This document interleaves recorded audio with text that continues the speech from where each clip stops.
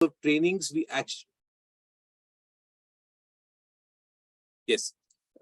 So it meets, we get to know about all the major things that are required to, in terms of client-facing finance roles, personal finance, whatever is required to be the best in the industry. I mean, it is a gold standard. CFP is considered to be a gold standard if you introduce yourself as a CFP to a client. Trainings, we get hardcore trainings in terms of, actual submitting. We have to submit a case study, which is a totally complete, enormous, the 360-degree kind of a financial plan that we have to prepare and submit it to the board, and we have to get an approval. Once we clear it, only then they understand that yes, this particular candidate is capable of, in future making financial plans for his clients and adding value. And in terms of practice and ethical standards, see friends, the FPSB board is extremely cautious about this thing that each and every CFP who's operating, there are 213,000 CFPs across the globe, including 2,517 CFPs in India as of December 22. Now, each one of us have to ensure that we follow those practice and ethical standards in totality with absolute 100% attention, and we are answerable to the board. The larger aim, friends of the board, is to see that whichever client is being addressed by a CFP, so all the clients get an equal kind of experience in terms of the serviceability, in terms of the level of skill sets of any CFP. Then again, friends, see, it does not happen that my relation with the board ends once I get the CFP. I have that certificate with me. No, there is continuous professional development in terms of if I have to, let's say, the certification is valid for an year. So if I have to, re-register it, then I have to earn 15 CPD points. So CPD is actually continuing professional development.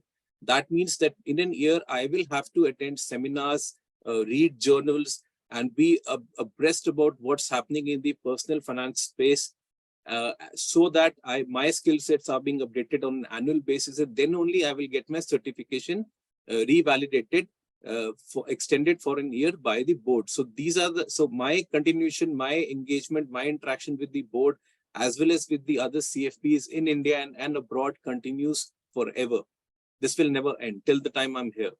Access to leading global research and industry insights. Friend, this is an enormous thing, I can tell you. We get so many journals and articles and things which come across to us, which we have to go through. And that is extremely, extremely important value add, knowledge add that happens. I can give you an example. Last month, the journal that came in, there was an article from a CFP based out of South Africa. So the article mentioned that in retirement planning, now this gentleman was even incorporating ages up to expected life up to 90 years, because we all know that because of the betterment in the healthcare and people are living more. So then I, as a practice, was incorporating only up to 75, 80 years for the husband and wife in terms of planning for their retirement goal. But then because of this, I got to know that I should also extend it, so that the risk of, any retiree outliving the finance that he has at the time of retirement should not happen. So these are the, industry insights and global research that comes to us, and we can also write articles. We are very, very much promoted by the board to write articles, to share our thought process. We have those sessions. So it's actually a very well-connected group of CFPs in India and abroad.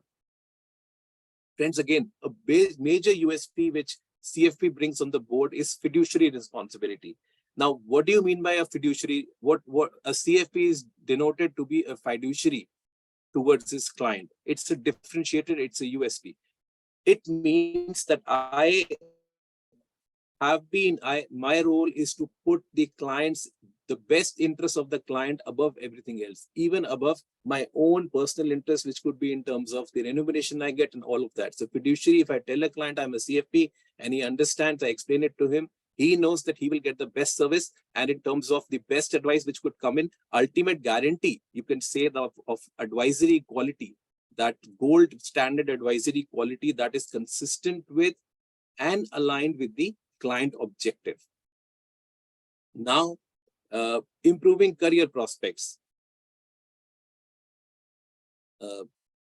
Am I audible? I just got a message. Someone is not able to. Yes, sir. Am I audible? Yes, sir. You are very loud and clear, sir. Okay. Sorry. Yeah. I'm clear. Okay. So I can just give you one more example in terms of fiduciary. Okay, Ravi. Thank you so much for your response. One more example I can give you in fiduciary. What is the differentiation? See, there is something which is known as suitability. So I'll give you an example of that. Let's say there's a client who comes to me and I have 2 products which I can suggest to him. So as a CFP, what in terms of fiduciary, what I will do is I will tell him the product which is, they're equally good product, they're giving equally good returns, but one of them is giving a slightly higher commission to me or my organization. In fiduciary, I will tell him the product, see, that slightly high commission would actually not make much of a difference to the client because he's getting the right product and, good returns on it. But the fiduciary tells me that I should tell him the product where I am getting or my organization is going to get the least kickbacks, versus the other advisors who are not CFPs, they would be practicing something which is known as suitability. The distributors practice suitability. Suitability means that I would provide, I'm a good advisor. I have over years of experience. So I would provide the client with a very good product. But if I'm getting a slightly higher commission from somewhere, I might tell him that it does not impact his, the performance of his product. But in terms of, the fiduciary, that is the difference in terms of when you do CFPs, we are very much, we have to adhere to these practice standards and we are responsible for it. Again, an important thing, someone who's working in the corporate side and he now thinks that, it's been so many number of years, I should begin something of my own shop. It could be, again, a setup. Yes, if you do CFP through a regular pathway, you can certainly apply to, once you've completed your CFP, you can apply to SEBI and they will be approving you as a registered investment advisor. You can put the tag along with your name or the name of your firm that, yes, we are advisors, we are fee-based advisors, and you can begin your practice. So it opens a plethora of options for you once you complete your CFP, in terms of upskilling, in terms of knowledge, in terms of global awareness, in terms of fiduciary, in terms of career prospects. So it's a whole lot of things which come to you once you earn this designation of CFP. Yeah. Partner for an entire financial journey of a client. See, I would assume you would understand what is the financial journey for any person, be it a client or for any normal person. The financial journey starts from the day he starts his job. Before that, he is dependent upon his parents for looking after him, educating, getting him educated. Funds are not his own funds and all things are there. But once he starts his job, he starts earning from there to the last day of anybody's life. So that entire span is something where interventions by CFPs are required, will be required, and they cannot be nobody can take that place from a CFP. In early career, see, I have gone through that phase. Some of you would be in that phase whereby we start our jobs, we start getting salary. We don't know what to do with that. I did my mistakes. I used to spend it here and there, parties and weekends and getaways and gifts and all of that. So CFPs can come in between in terms of, managing the budget. I used to have this problem, I earn good, but then my expenses are so high, so nothing is left at the end of the month. So manage the budget. Then again, early career time, you are supposed to start a family, marriage expenses, paying off education loan. I had an education loan, so I did not know, I had to continue, but if I had a CFP at that end, I'm sure I would have got a much better advice. Planning for home, that's your first house, you've started working, you are starting a family, you need a house. How do you plan for that? CFPs are there to help you. Children education, now the child has to be sent to school. You have to plan for his higher education. How do you do that? That is again a very big important goal for any ordinary person in this world. For that, CFPs can be the right guide for you. Insurance covers. We've seen in the case of COVID how things were so difficult for people in terms of if the main breadwinner earner went away, what happens to the family? We've seen that, we've heard those stories, and those are very, very alarming stories. insurance covers, adequate insurance cover. CFPs are the guys who would provide you the best of the best advice in terms of understanding the cover gaps. What do you need to do? How do you do it? All that is something which is the forte of a CFP. Mid-career. Now I'm 42. I'm a mid-career person. What is most important right now in my life is to plan my retirement. By the time I'm 60 or 65, if I want to extend it, I will be in the retirement mode. So right now for the mid-career guys, the important goal for a person is going to be retirement planning. Secondly, in the mid-careers, you get good salaries. Your children are studying and they are doing good. So right now, your aim is again to build wealth. How do you build wealth? CFPs are the guys who can guide you for that. Preparing wills. See, at my age, yes, of course, I need to have a good planning of things. See, there are a lot of complicated investment classes that we have these days. There are a lot of investments. There are tax impacts. There are legal impacts. There are a lot of things in everybody's life. So preparing a will in terms of, helping, guiding, advice is something that a mid-career guy would certainly like. Tax planning, this is across the board. I need to have the best of the best products to be invested in terms of the least tax impact when it comes to retirement, when it comes to building wealth, when I want to, liquidate those funds. So what would be the tax impact? So that is something which CFP does that added role. He's a specialist of tax as well. Buying a holiday home. See, mid-career, I want to enjoy my life. I am towards, I have earned well, I've done good through my life. I've slogged hard. Asset allocation and redistribution. See, this is also very, very important. I am aging. So my exposure to equities cannot digest that much amount of an equity volatility, because I, especially in my retirement funds and all of that, because I would need that money for my entire life. God knows how many years I would be there in this world.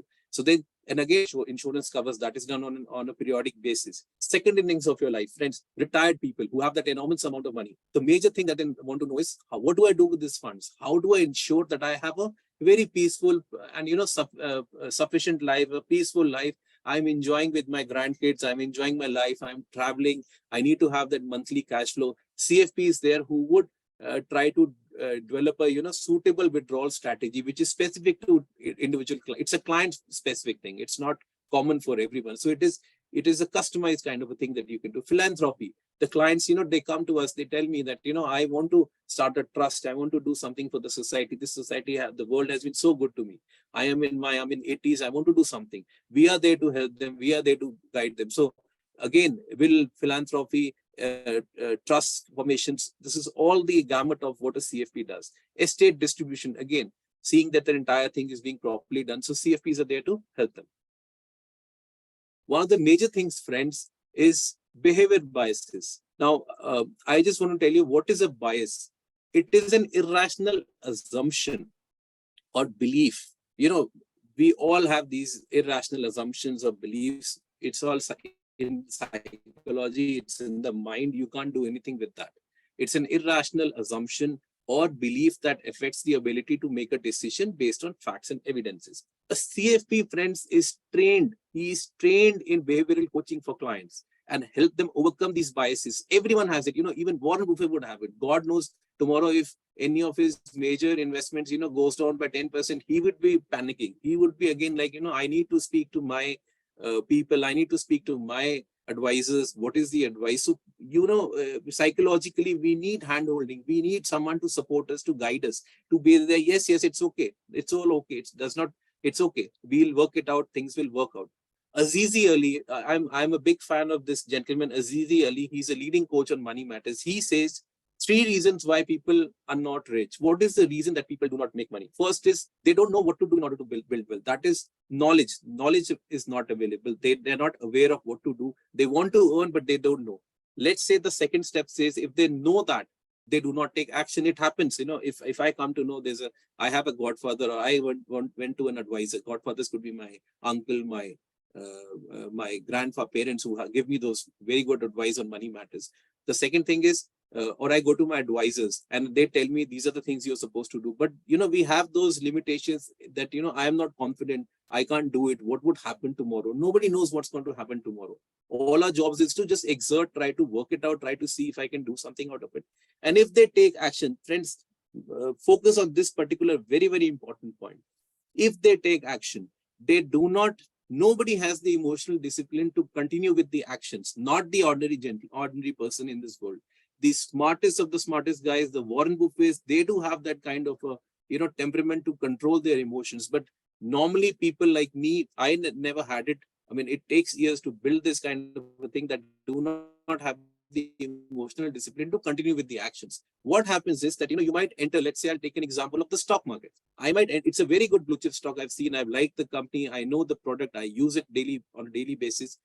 And then what happens is I enter at a price and then I see after a year, nothing, this stock is not giving me anything. Or if there is a correction, very strong correction in the markets, we saw such a correction during the COVID times.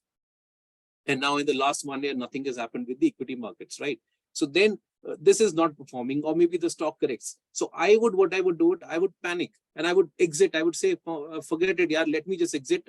It's not working for me. So then one could be, if I exit and I would say, I've burnt my hands in equities. It's not a good asset class for me. It's not worked for me. I think mere haathon ki lakiron mein equities mein paisa kamana nahi hai. So that's the kind of things, I hear. The point is, friends, that you have to control your emotions. That it's okay. A product might work for me. It's not working right now. I can take a call for keeping it for some more time, or else don't be emotional. It could be the best of the best product, but somehow it's not working for you. What do you do? Just get out of it. It's not something that we should be emotional about. Investments are not supposed to be emotional. We have to be emotional with our family, with our friends, with our children, but not with investments. These are very good products. They're very, they will handhold for you, provided you have that, you can control your emotions. Few common biases that lead to unfavorable investment decisions. I've just highlighted the most common ones. Herd mentality. We all know what is herd mentality, right? We've seen this. We've seen this in the case of Bitcoins. Everybody was saying that they are a Bitcoin champ. We have earned 300%. We have earned 500%. I have from rags to riches stories. We heard that. We saw that on YouTube. We had kids, college going kids were told that, invest your whatever pocket money you get in Bitcoins. You will not have to depend on your parents for either for your career, for those things. These are herd mentalities. In office, I had these things when I was in 25, I was 30, that people were buying particular stocks, small cap stocks. They used to give me tips. I used to buy it. But then now I realize, what's the point? I am a fundamental investor. I am a fundamental analyst. I have read balance sheets and cash flows and income statements throughout my life. But then again, because you get into that ego, or the thing comes in that, my friend is earning, why should I not also invest in it, earn on it? So herd mentality. Loss aversion bias. I met a client of mine last week, and I just wanted to share this with you. She is from the finance domain, friends. And when I went to meet her and I told her, okay, show me your portfolio. She's not a client of mine. She's a friend. We were together in college. And then when I saw the portfolio, I saw that she is having losses in equity. So then I asked her, I said, why you are holding your equity losses? She says, no, who knows, the stocks would correct and I would be able to, either break even. I'm only hoping for a break even right now. I told her, don't be emotional. It's better to use the tax loss harvesting, whatever gains you want to book in terms of capital gains in mutual funds where she was in the green. Try to adjust it, set off it with the book these losses in equity and try it and set it off and do the tax loss harvesting. So people in the financial domain, friends, they also have this loss aversion that I don't want to take a loss. I'm fine seeing that negative figure, but it's a notional loss. I don't want to book it because then it becomes a actual loss. Again, confirmation biases. What is a confirmation bias, friends? I have made my mind that I want to invest in the IT sector. Okay? I have made that mind because I know IT, I have some idea. I know TCS. These guys are doing very, very well. Good. This is part of a very one of the major drivers of the Indian growth story. It's all okay. But then there is suddenly news comes in that the IT sector is not supposed to do good in the next 1 year, 2 year, maybe 3 year kind of a scenario.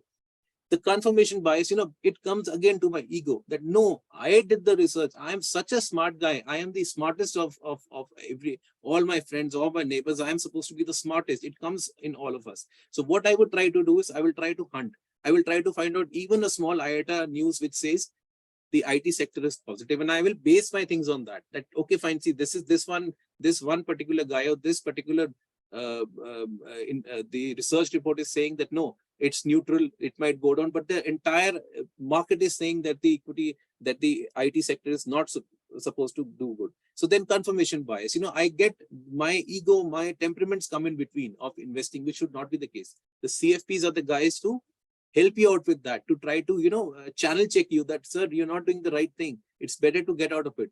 Anchoring bias. Anchoring bias is that I would try to, the first earliest information I get, I'll try to hook on it. I'll give an example. I invested something in the Parag Parikh Flexi Cap funds. So despite being from the finance field, and I had to look at all the fundamentals and trying to see the risk adjusted returns, Sharpe ratio, this, that, lot of things, standard deviation and all that thing. Still, what was the top thing in my mind, that this fund has performed so well in the last 3 years. This fund did not give me good returns because the anchoring bias is that it comes to your mind that the information which is good, see, this is good. Forget about the other things, but this is good, that they have been good performers in the historical times. So then what about future? So these are the kind of biases, and these are the things where the interventions are required by CFPs in terms of guiding clients to try to channel check them, trying to channel check their portfolios and trying to guide them so that they reach their goals. And that is what is our job, to help our clients, to help them, to provide them, to strengthen their financial immunity, financial nirvana, that they live happily and they have well-planned things. We are there to guide them, to support them, to handhold them. So that's about behavioral biases. Does fintech impact CFP profession? Well, it's a mix of things. There are a couple of aspects where, yes, fintechs are good, but I would certainly tell you one point, friends, it's a flawed strategy. Trust me on that, to believe only cost reduction alone can lead to superior investment returns. It has never happened. I would just give you one single example. You come out in the market, there's a company which is a very established brand. You come out with the market with a new product, with a similar kind of product at half the price. Your product is not going to be successful. Why? Cost reduction alone, friends, at times is not the only reason why people will jump to your product. It's again the same strategy in fintech. See, cost-wise, yes, fintech platforms, they are cost-effective. A CFP, if you go to a CFP, it's a fee-based model. If you go to an RIA, it's a fee-based model. It's an added cost. Automation flexibility, yes, fintechs are fantastic at automations in terms of helping you. You can make investments through your phone, through your tabs, when you're on the move, when you're going traveling, when you're with your friends. You're sitting, you're couching, you're watching movies, you can do all of that. Few CFP practitioners, and typically the firms which are established CFP firms in India, have now started building automations on the back end, right? But these are the only two aspects where fintechs, yes, of course, they are at a better platform. When it comes to investment objectives, see, now there are 5 more points where CFPs have more value. They are more in terms of they are more in terms of weightage. How? Investment objective. The fintechs would not, they would just tell you about, they will only focusing about, you tell them, okay, fine, I want to make this SIP investment. Fine, they will help you make that investment. But there is no goal-based financial planning that is happening, which is customized to you. A CFP will ask you when you go as a client that what do you want to do in life? What are your major goals? He will add certain goals which he thinks should be there for you in terms of retirement planning and in terms of buying a house, but other things he'll ask you. You might have a vacation goal.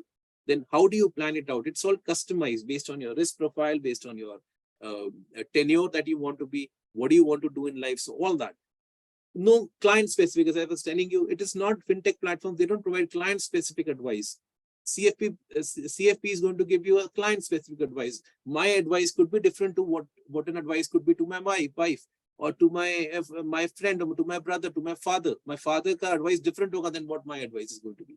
Then one of the major aspects, friend, human touch, that's not there. See, I might be making losses in the market, or I am at break even. There is no emotional validation from the fintech platform. A CFP would provide you that human element and personal connect. He will be there to speak to you. You have lost some money in the market. He's there to help you out. He will guide you that, short-term volatility in equity markets is expected. Expect that it is going to be there. But on a long-term, equities have always performed well. He can show you charts. He can support you with a lot of historical data, and then that will relieve your tension. Emotional validation. I can give you an example here. Let's say there is a person who is, so there's a person who is, he's a very risk averse person. He's only investing into debt. He's learned over from his family that, it's better to remain in cash and in debt rather than being in equity, because equity is volatile. Now, for him, counseling, a CFP would do a counseling. He'll try to make him understand. It could take some months. It could take 3 months, 6 months for this gentleman to actually understand, agree, and be ready to invest in equities, because his goals are like that. For him to meet his goals, he needs to bridge that gap, and that gap can only be met by higher returns, and equities provide higher returns. So then that kind of a counseling, though fintech platforms will ever do that, you can never go and get an emotional validation from them in terms of these kind of advices. Relationship building, CFPs, people who join with CFPs for 20, 30 years, I showed you the entire thing from the earlier career to the mid career to your second innings of your life. You have that relationship with the CFP. For fintech platforms, there's no personal connect. I might hook up on one platform. I didn't find the service good. I'll go to the other. So there's no connect. There's nothing. They just provide kind of piecemeal investing, and that's about it. Then client attitude and behavior. I told you about behavioral finance. Client has to self-manage his biases. No fintech platforms provide those kind of advices. But in case of CFP practices, yes, behavioral coaching is there. They will try to channel check you. They will try to guide you so that, you get out of these biases. Don't be emotional in your investments, and you do good. So, but my understanding is a hybrid model is the future. A hybrid model is the future, friends, whereby hybrid model, friends, is the future where, the automation is certainly required, yes, for flexibility and all of that, but an advisor, a meeting with an advisor is certainly important, because otherwise, things don't work out. That's what is my understanding. Let's go to the next slide. How is the CFP certification, a great upskilling thing for mutual fund distributors? See, we are seeing a very change in the business dynamics of MFDs. That's not happened. This did not happen in the last 10 years. It's happening now.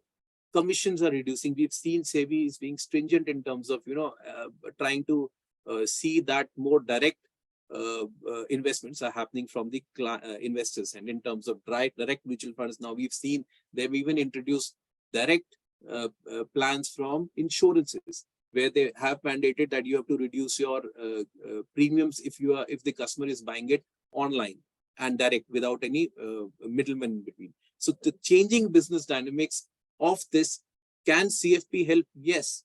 Upskilling, CFP will change the profile of a distributor, to a personal financial planner.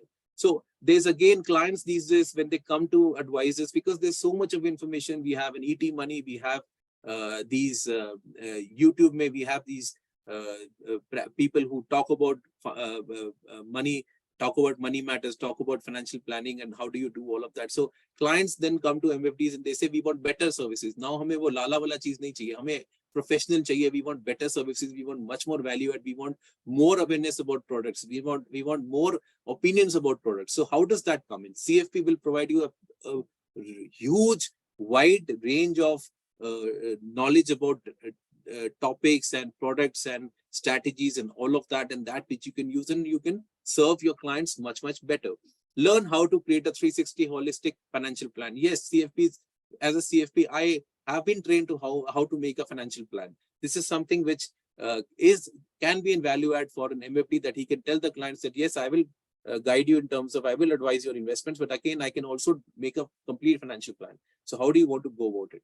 Focus changes from investment strategy. So piecemeal investment strategy. Okay, fine, I want to do one sip of this, one sip of this. So what is the ultimate aim of all these sips? From changes from investment strategy and returns. So all the talk which happens typically in the markets is only about returns.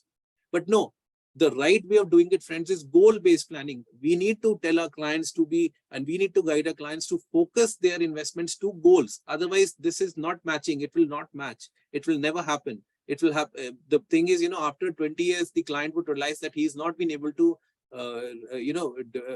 make up or build up a good corpus for retirement. So then again, he will not have a very good feeling or a view for his advisors. So then again, from investment strategy, piecemeal, small size investment strategy, only about returns. The talk and the mission goes to goal-based planning for clients. Service verticals can be added. You can start with retirement planning. Trust me, friends, an RIA who wants to set up a retirement planning, it's a great arena. Retirement planning is something which is extremely required, and people are interested to talk to you when you talk about retirement planning as a full-time practice. Tax planning can be also introduced by an MFD. Insurance can be there. Estate planning, yes, of course. Why not estate planning? That can also be started. So how does this? So I've brought in a couple of case studies, friend. How does a CFP approach a goal? So I'm trying to compare here two things. See, I've taken an example, a situation whereby Mr. Harish, now he intends to plan for his son's education. So he has a goal in mind that he wants to get his son the best of the best education, whatever is required in terms of being in India or going to abroad, which is a trend that we've seen these days. And what he's done is he's approaching two people. So he knows an advisor for so many years. So he has approached him. He had to do it to tell him that, he wants to plan for his son's education. But now he has also come to, he's been aware, he's been told about that there is a practice known as a CFP. There's a professional known as a CFP who also provides advice. So he's gone to both of them. So I just wanted to highlight you, what is the process which a CFP follows versus any other advisor.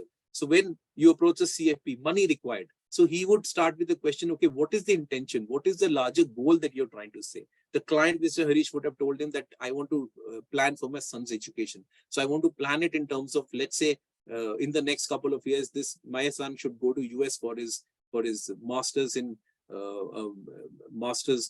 in engineering and all of that. So he wants to go or maybe something else. Then the CFP will be asking him, what is the timeline? When do you want it? So by knowing about the when do you want it is, the CFP is trying to understand what should be the ideal asset allocation. See, the client tells me that I have 10 years, 12 years, 15 years. My kid is very small. I can manage that much more of time. So the equity exposure the CFP would provide in this case is going to be high. But then again, he will have to see what is the risk appetite of the client. Then risk profile assessment, as I told you. So based on meetings, the CFP is going to share a risk analysis questionnaire to try to understand whether the investor, whether the client, he's a conservative guy, or he's a moderate, or he's a high risk taker.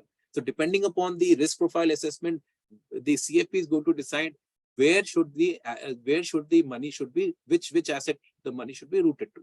Then factoring inflation, friends, this is the most important thing. Education inflation, typically, I would, as a CFP, any CFP would be considering around 8 to 10% is the inflation that I would take in account on an annual basis, because it should not happen that by the time you need the money, there is a big gap in the money, and then you have to liquidate some other asset of yours because of this misplanning that has happened. So I would, as a CFP, be factoring inflation, trying to get an inflated figure in terms of inflation adjusted, based on the inflation adjusted rate, seeing what is the figure that is required. Then asset allocation, I told you about, based on risk profile, to decide in equity, to debt, gold, some portion of that also into gold, and REIT if he's a little aggressive. So I would even go for REITs. Then, friends, portfolio rebalancing. Why do a periodic portfolio review is what I'll try to do for this particular goal. I'm just giving one, son's education is the goal that I'm taking, to rebalance portfolio. Let's say there's a 70% investment is in equities, but then because the equities have performed so well, the actual weightage of the equities in the portfolio has gone up to 80%. So I will try to bring it down back to 70%. I'll try to rebalance it. And then as per initial asset allocation, I'll try to match it. So that periodic portfolio rebalancing, extremely important step, friends. Extremely important. And if some asset class is not performing, I will have to then decide whether to reduce the weightage of that, what strategy I should adopt, so that we are on course for both me and the client is on course to see that his son gets the best of the best education. Risk management, friends, extremely important step. How? Move funds to liquid funds when nearing goals. It happens that, I have built a very good corpus, and it also has exposures, good weightage of equities.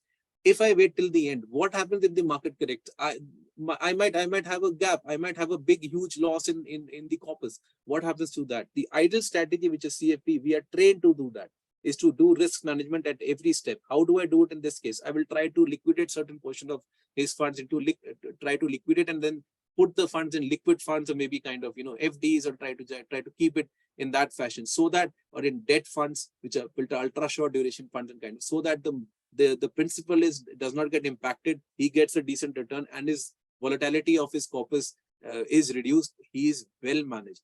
Let's come to an advisor. Now, what is the typical talk when you speak to an advisor? He will not go into understanding the goal. He'll ask you, what is the money that you can afford to save on a periodic basis? I will tell him, sir, I can save 5,000 rupees. Okay, fine. Let's start a SIP of 5,000 into these 4 funds, as I'll make a portfolio. It's going to be base mark. अच्छा कितना बच्चे के लिए चाहिए sir? 20 lakh. हाँ 20 लाख कर लो, उसमें हो जाएगा. But it's all ballpark figures. This is not mathematically calculated, which a CFP can do. This is not tested. This is not a tested figure. Then timeline, of course, he'll ask you, because he has to see. Then risk profile and assessment is ignored. Nobody does the risk profile assessment, which a CFP does. Inflation, it's not factored. You will eventually see, you don't know what's happening with your money. Okay, you can see that monthly portfolio disclosure or periodic thing which comes to you. Okay,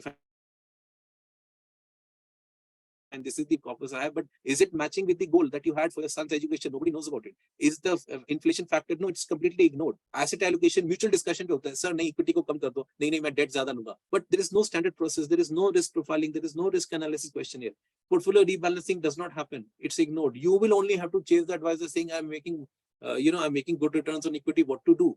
Or risk management. No ways. There is no standard process of, you will have to do it on your own. You have to be smart. If you don't work with the CFP, you have to be smart. The client has to be smart on his own, saying, okay, fine. Now I'm nearing the goal in the next 2 years. I should start taking some money, or God knows what happens. So the role play of the client himself comes. He has to be in the shoes along with the advisor to do a lot of things. Can everybody afford that? No, we don't have the time. I mean, if anyone who's not from this practice, he does not have the time. He's logging in his office. He's working so hard to to grow personally as well as professionally. So do all of that. Can he also spare time to do all these strategies? I don't think that's the kind of thing. So this is a skill gap which a CFP fulfills. He does all this. This is a standard process that we've been trained, and we do it all the time, every time for every client. This is an example I just wanted to again share. Estate planning, how is it important? It happened with a friend of mine, and this is what I mean, there is no guidance to people. See, we all earn so much throughout their life, and we've got people have so much of money with them. They have built assets, they built houses, they have huge amount of investment. But if they are not being properly settled to the next generation, it creates a huge amount of issues. In this case, you can see Mr. Kapoor. This gentleman, he died. He did not rely much. I mean, he did not trust much of his family in terms of. He was like, okay, fine, I have these shares, but I want to keep it physical. Yes, you can keep physical shares, but you can't trade physical shares now. So then what happens, friends, is he did that. He did not plan it properly. The family was then asked, once the Mr. Kapoor died, the family now had to get these shares in their name. Now, what happened is when they approached the company, they told them, please get a succession certificate. It is so difficult. I tell it, there is every provision in the law. The courts say, yes, we are there to guide you, to help you. But these processes, friends, is extremely time consuming, and these are expensive. You have to, this particular family had to go through so much in terms of, filing applications in court, taking out time, going on dates, publication of notices, arranging guarantors, evidence of legal hairs in courts, and submission, and money, 2 to 3% of values goes to, in this case, it went around 1.2 lakhs is what they had to give to the courts as court fee. Then again, the legal fees, 3 to 6 months, they have to wait to see whether they get the shares transferred in their name. And versus if there is a decent, good advice from a CFP, this is the simple process that is there in terms of, you just have to submit a transmission request form to the DP. The shares are, and the nomination is there. Death certificate has to be given, and PAN card has to be given, and the job is done. So these are the value additions, friends, that a CFP can bring in throughout the journey, financial journey of a client. And this is what we all are trained about it. I would like you guys to join and to get trained on in this gold standard profession of being a certified financial planner. Now, friends, I would now, go I'll now share the details of the CFP program with you. Topmost certification in personal finance. Soumya, we are the best. ICFP is the best, the largest and the oldest and the best in terms of CFP coachings in Delhi. I am a student of ICFP. I cleared my CFP last year, and I was a student with ICFP only. As I was saying, the topmost certification, gold standard in personal finance, 27 countries recognize it, friends. Unique 4-in-1 certification program. See, I'll tell you how it works out. There are 4 levels in CFP when you go in a regular pathway. So let's say you complete level 1, which is, so once you complete level 1, let's say, you will get a certificate, an individual certificate from FPSB, which says you are an investment specialist. So you get, when you clear level 1, level 2, level 3, you get individual certificates. You get an investment planning certificate, you get a risk specialist, and then the third level you get second level you get a retirement tax specialist. The third level you get is risk and estate planning specialist. So individual specialist certificates are also being provided. And then final, when you go for level 4, you get the CFP designation, which is one of the most coveted ones. Personal finance, wealth focus. As I was telling you, wealth management is becoming a big industry in India. We've seen the rising incomes of Indians, and now it's the time for them to manage this huge amount of money that they're generating. How do they do it? The wealth managers are required. Every bank these days, every bank branch, friends, we've seen there are wealth managers there. I get called so many times by wealth managers. Just imagine, you can imagine the requirement of CFPs in wealth management, in brokerage, in terms of financial planning firms and all of that. So that's all highly demanded by the industry currently. Even I just want to share one very important thing with you. PSU banks have started recognizing CFP. I'm not talking about the corporates. I'm talking about PSU banks. In March, there was an opening by Bank of Baroda, whereby they exclusively wanted CFPs for one of their wealth management focused divisions. So yes, the PSU banks have also started hiring CFPs because they realize the CFPs are the best guys to be hired for wealth management, for personal finance, and the career growth is very quick because you have the basics in place. It's just that you need experience. You will be quick in rising in terms of compared to any other guy who's a non-CFP. It's a short term, 8 to 10 months is typically what it takes to probably do through a regular curriculum, which is all the 4 levels. Now, and that too also, but you can always plan it in between. You have exams every month. So all the levels, level 1, 2, 3 have exams. Every month there is an exam. So you can plan it based on your basis. It is flexible. The board has kept it quite flexible. So in terms of that, they're very helpful. Let's go to the next slide. To join the program, what is required? Just a minimum 10 plus 2 pass. 18 plus is the age that is required. No restrictions. I can be a comm guy. I can be an engineer. My best buddy when I was pursuing CFP, she's an engineer. So it's all we're all on the same part of things. It's all okay. We all are there to learn and to value these things and get trained as CFPs. No restriction on streams or percentages. There is no requirement of saying 50%, 60%, which is required typically in a college or a university. So then people who have just started, maybe they are in first year or in colleges, for them adding this studying CFP along with their graduation is one of the best things to do, because then you would have 2 degrees once you get when you graduate. You will have a CFP there. I mean, I did it. Now I'm 42. Now I've done CFP. If someone does it at 25, 26, 28, think about the 40 years or 50 years of career that he has in front of it, and the kind of growth that he can see in terms of corporate. If they work in corporates, they work in they work in PSUs, or they work as they have their own independent practices. But for getting, yes, of course, I wanted to share this with you, friends, that you can clear your CFP level, the final level, which is level 4. But then the point is, you will only get your certificate, you will only get your charter once you've completed your graduation. And also there is some amount of work experience which is required in BFSI space, or the other option is if you can manage to work under a supervised articleship training under a CFP, you can take for an year. Then you can get a certificate, and you are told to be you are a charter holder of certified as a certified financial planner. Program structure. The program is divided in 4 levels. There are 10 modules. I'll discuss in detail about the modules in the next couple of minutes, but there are 4 levels: level 1, level 2, level 3, level 4.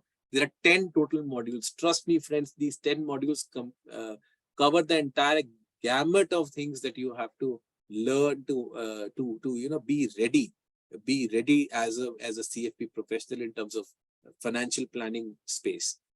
Final level, of course, as I told you, it is extremely dynamic. You have to first prepare an actual case study, which is an actual financial plan, and that has to be submitted to the board. So it's an enriching experience when you are ready to make that financial plan, because it gives you so much amount of learning and in awareness. You get aware on your own that, okay, fine, these are things that I've learned in level 1. Now it is being used. So those things, all that accumulates into level 4 when you have actually to make that financial plan. And once you prepare that financial plan, friends, you are, I would say, 30, 35, 40% ready to actually appear for your exam, which is level 4. Rest you have to study, but the integration which you learn, when you make this case study, this enormous, huge, full-fledged 360-degree financial plan, you get the knowledge, and you are in that different space that, yes, now I know what I will be. I am now in the footsteps of just about to become a CFP once I clear my level 4. Assessment during the program, exams and certifications, I told you, it's at each level. These are online exams. Is my voice, again, I think Akash is saying my voice is not clear. Can anyone just confirm to me my voice is not clear? Your voice is okay, very clear, sir. Okay. Thank you, Soumya and Mani Ramya. Assessment during the program, exams and certifications, I told you, at each level. Online exams, yes, I can sit at my home and I can give my exams, or I can sit in my office and I can give my exam. It's very, very flexible. It's very, they're very helpful in these aspects. Exams happen once every month. I can plan it that way, friends, that, if this month I could not prepare, I can give it next month for level 1, 2, 3. So flexibility models is there, and these are things which are really helpful for someone who's a working professional like me. So I had to plan it. I could plan it very well because I knew that every month the exams happen. It usually happens in the last week of the month. So I know I can plan my things. I can take a few days of break and then prepare, and then just hit the goal and get my certificates, or get clear levels at the first go itself. Yeah. As I was talking to you about, I will now discuss the program curriculum, which is the 10 modules. Friends, in level 1, we study personal financial management. That is the first thing that we study. Now, what is personal financial management? In this, you will get to learn about how to make a budget. That is the first thing that we'll discuss in terms of handling the budget, managing the budget. How do you create a surplus? Why does it always happen for me? I mean, I'm just giving an example. When I was 25, that at the end of the month I used to not have the money. I had to wait for my salaries to then to do some parties. So then again, how to make a budget, how to create a surplus, how to manage your discretionary expenses. This is something which comes in personal finance management. I want to give you an extremely important thing. Yes, Akash, please. You've raised your hand. Yes, please. Guys, I'll request you can write your question in the chat box, and at the end of the session, we will have a question answer session. We will unmute you here. Please continue, sir. Okay. So then the biggest thing which comes in personal financial management, friends, time value of money. This is an extremely important aspect of CFP, which is something which nobody else provides. You learn about time value of money. What is time value of money, friends? I'll just give you an example, a quick example. I'll give you a quick example. Let's say there are 3 friends. 3 friends, they were in college. They're the best of the best buddies. 25 years of age, they've their college is finished, they are an MBA grads now, and they've got placements from, they've now got placements. Then what happens is, each one of them, friends, let's say has a goal that, by the time I retire, I should have 1 crore as the corpus. Just take a hypothetical example I'm taking. Assume they are, all the three want to invest in a asset class, or maybe in a security which is giving 12% return, just a ballpark figure. But what is the difference, friends? The first guy, he is very disciplined. There are, different psychological aspects and, our goals of life. The first guy, he's a very disciplined guy, studious guy, very disciplined guy. He started in investments from once he got his job. He said, I should start putting in, some amount of investments regularly. So for a guy who's at 25, he will manage a corpus, to build a corpus of 1 crore, let's say at the age by the time of 60. For a guy who's at 25, do you know, he just needs to, at a 12% ROI, he just needs to put 1,800 rupees per month. He will have a 1 CR corpus at the time when he's retiring. I'm just giving a hypothetical figure. The second friends, if he does not start at 25, he says, I should start at 35. No, 10 years, I should enjoy my life. When he starts at 35, so he just has 25 years in his hand now, he will have to put monthly close to 6,000 rupees. So the first gentleman only has to put 1,800 rupees. The second gentleman, he's waiting for 10 years. He will start his retirement goal journey at the age of 35. He will have to put in 6,000 rupees on a monthly basis. The third friend of theirs, who's the most smartest guy in the business, and he thinks retirement is something I can plan it any day. If this gentleman, assume he starts at 45, he thinks now it's the right time, I should begin, thinking about my retirement. Do you understand? He will have to put in 21,000 rupees on a monthly basis just to meet that goal of 1 CR. So the first guy is only putting in 1,800 rupees. The third guy has to put 25,000, 21,000 rupees per month basis. That is time value of money. See, these are small seeds. हम देखते हैं seeds से क्या होता है. So small seeds of investments. I will take it as, gardening. I like gardening, so I'll take that example. I'll include that in this case. That small seeds of investments. You put that in the the soil. What is the soil in this case? Is the equity markets or the debt markets. Put those small seeds on a routine, disciplined basis, on a monthly, on a routine basis. Put it in the soil and give it time. We need time for these things to develop into a large green, lush green tree. It will only happen when you give it good time. So your ticket sizes are too small. That gentleman who's putting in 1,800, it's okay, but you have time with you. You are young. The time value of money, or the time value of money will see to it that your investments are developing into a big corpus. So that's about the compounding of money. The compounding, how does the compounding happen? So give it time, it will flourish. It's a very well established concept. It will happen provided you have the discipline and you have the time and you have a good advisor with you. Investment planning, friends, the second module. What do we do in that? All kinds of financial products which are there applicable globally as well as India. You get a knowledge of all of that. This is the second module which gives you. Then, friends, asset allocations, the awareness about different asset classes. How do you make asset allocations based on the risk profile, the risk appetite of the investor, the age, the time horizon? Does he have too much time? No, he does not have time. Which are his goals? What's happening? Type of asset classes I told you. Okay, portfolio risk analysis. That is something you remember I told you I did it for that a friend of mine who I met last week. So portfolio risk analysis, I'll try to see if I can improve it. There is something that she needs to exit, and portfolio rebalancing. I was telling you about portfolio rebalancing. So all those strategies which we've discussed some time back, it's all part of investment planning, asset management. Regulatory environment, the third module, it's about compliance. See, working in the financial space, friends, we are advisors. There are regulatory bodies as SEBI for the capital markets, RBI is for the banking industry, and we have for the insurance, we have IRDAI. I have to be compliant of all the regulatory aspects. So that regulatory environment, legal compliances, third module, gives me knowledge, awareness about all things that I have to do when I practice as a full-time CFP, be in corporate or I do my own as a own practice. Coming to level 2, retirement planning. I told you the biggest goal for anyone in life, the most common goal, the most important goal, and the biggest corpus that somebody needs to maintain. We are living longer. We need more corpuses. Inflation is turning high. What do? Retirement planning takes care of all of that. You can set up your shops just saying, I want to do retirement planning as a full-time career. When you we will study both about the accumulation phase. So what all products, which is the best products in terms of taxability, in terms of, least tax impact. So both accumulation as well as the withdrawal strategy. So withdrawal strategy is something that you will learn when you, how would you guide your clients once they've retired? How do they generate those monthly incomes?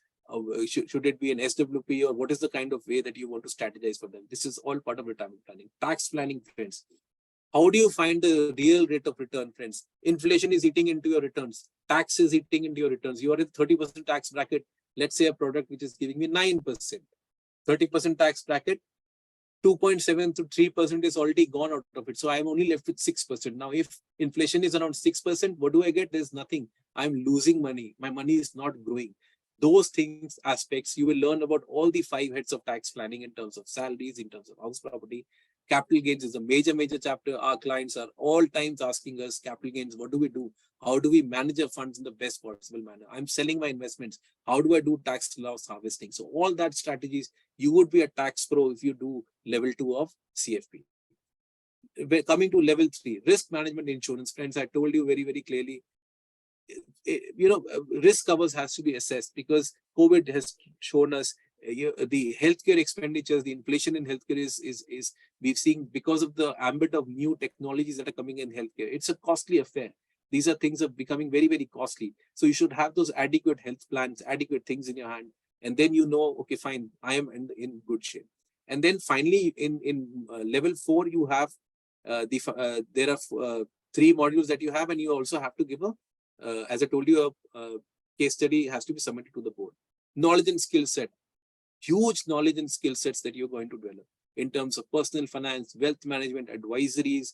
You will learn about income tax laws. You will learn about time value. We discussed that. Behavioral finance. We discussed preparing financial plans. Career ready, careers, banking, financial services, wealth management companies. You have financial planning, hardcore RIA firms, brokerage houses. Bajaj Capital is a brokerage house.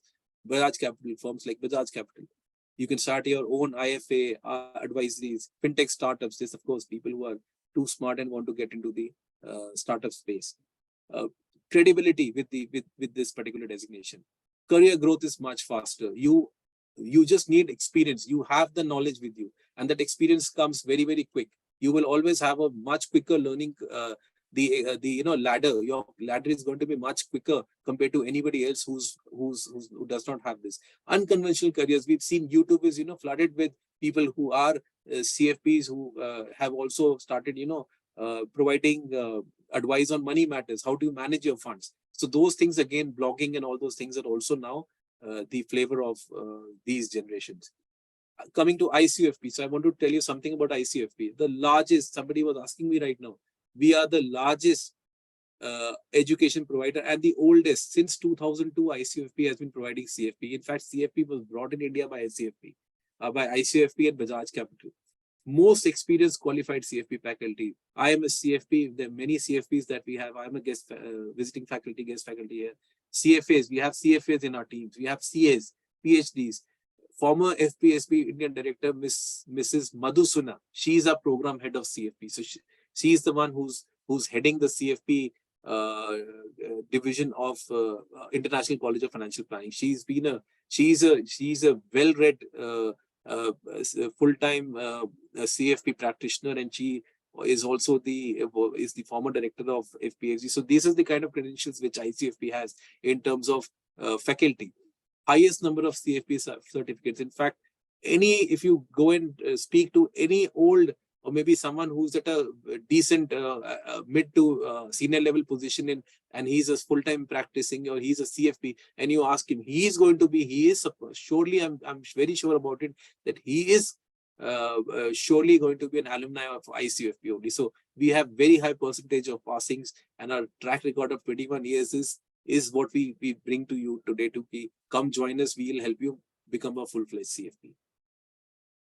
Typically study options, friends, classroom sessions. We used to have these sessions from our Delhi and Mumbai campuses, but after COVID, that's been suspended. What we've even seen is children these days, they prefer Zoom sessions and being on the go. They're in college, they want to attend sessions from there, so they prefer the kind of flexibility which the virtual classes present versus classrooms. Right. So our batches typically would be weekdays. You could have even joined a weekday batch if you can spare some time, or a weekend batch. I joined a weekend because I was working Monday to Friday full time. So I could only spare time on Saturday, Sundays to be there.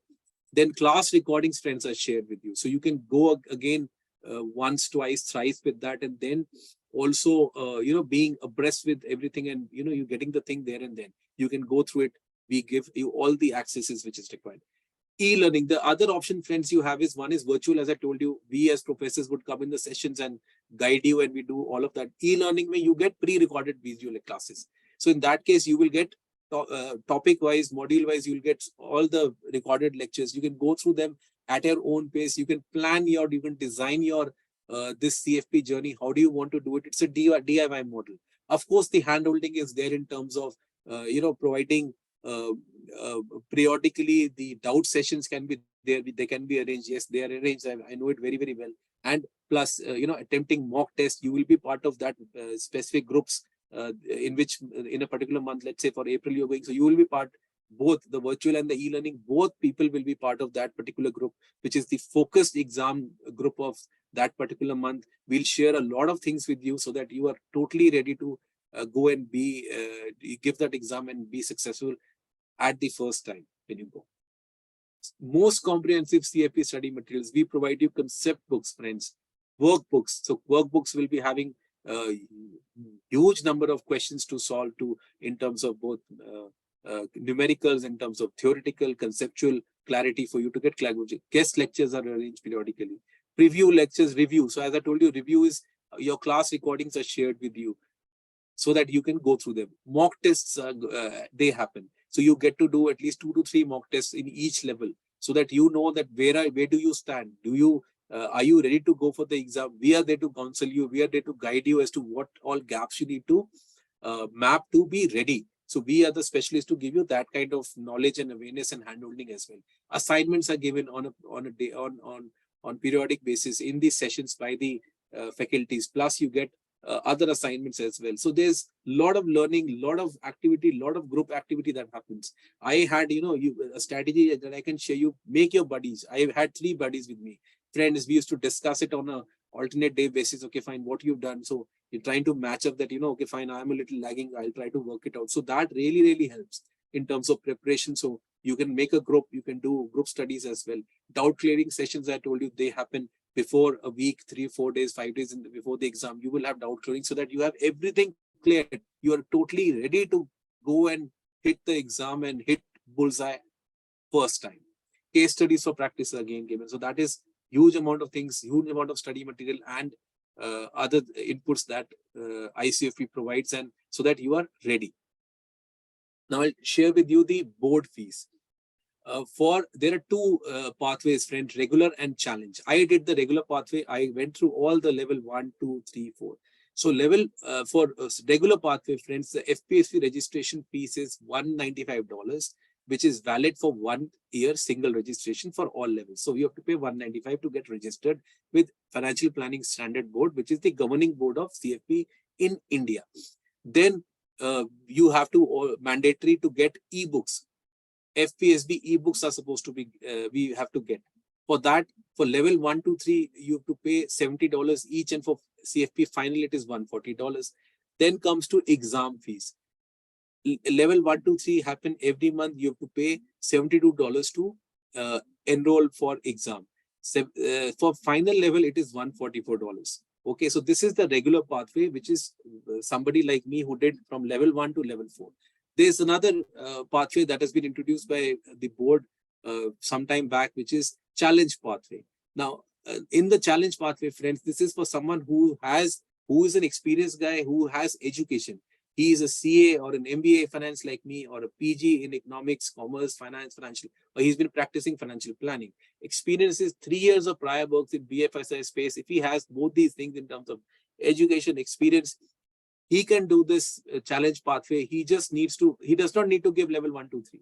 He just needs to submit the case study and give the final exam. So it's like a 6-month kind. In 6 months, you can get this coveted designation of CFP if you have the relevant education and experience. So challenge pathway is again there, which could be extremely important for people who are already in the finance space. They are either an MBA or a CA and they want to add another degree, upskill themselves. It's been time, and it's time, you know, the cycle of upskilling is not that less as compared to a techie guy has to do it, you know, every 2-3 years. In finance, you can still wait for 5 years or so. But I think upskilling with a CFP, I think, is need of the hour and should be done, like I did for myself. Let's come to now the study fees at ICFP. For the virtual class online, which at virtual classes is basically faculties like me coming in the sessions and explaining things, interacting with you. So for the 4 levels, it's the, if you do it separately, it is 60,000 rupees.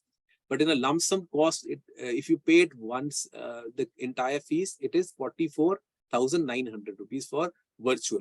For the e-learning, where you only get pre-recorded lectures plus the hand-holding in terms of doubt clearing sessions and the mock test, there the combined fees, sum total fees, friends, is 44,000 rupees.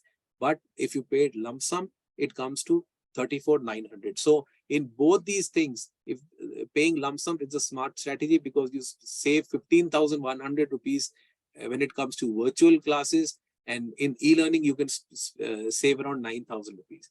Challenge pathway, friends, we will provide you with the prep books for all the level 1 to 3. It's not that we will, because you don't need to give the exam, we will not provide you anything. No, we'll give you prep books. Plus you will have sessions for level 1 to 3, prep sessions, plus classes for project monitoring, which is, I told you, the financial plan. This is known as capstone project monitoring. Level 4 books will be provided. Classes and doubt clearing is supposed to happen. 25,000 rupees is the fees there for if someone wants to enroll for the challenge pathway. Now, since you have spent so much time with me and you've taken out your time, so I should also be returning the favor. This is the special offer for friends, for each one of you for today. A flat 10% discount on the fees that I spoke about just about. Secondly, friends, as I told you, we have to buy content from FPSB. There also, ICFP will be providing you with discount coupons. I got those discount coupons, and you would also get those discount coupons, so that, and you would be saving around 14,000 rupees on the entire content from level 1 to level 4. So that is again which we will be providing you today.